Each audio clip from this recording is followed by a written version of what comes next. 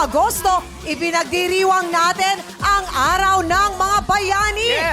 Yes, Madla people, sila po ang mga lumaban, tumindig at hindi nagpasakop upang makamit natin ang kalayaang tinatamasa natin ngayon. Yes, tama. At hindi lang natin inaalala ang mga pangalan sa kasaysayan, kundi lahat ng Pilipinong nag-alay ng talino at lakas para sa dangal ng bayan. Tama. At syempre, mabuhay din ang mga makabagong bayani, ang mga magagawang Pilipino na patuloy na naglilingkod para sa kanilang mga pamilya at sa kapwa. Yes, tama ka dyan. Kaya po, gaya ng mga bayani noon, hangad din namin ang inyong tagumpay. Naway makamit nyo ang kalayaan mula sa diskriminasyon at panggigipit ng panahon. Let's claim it! Magtatagumpay tayo!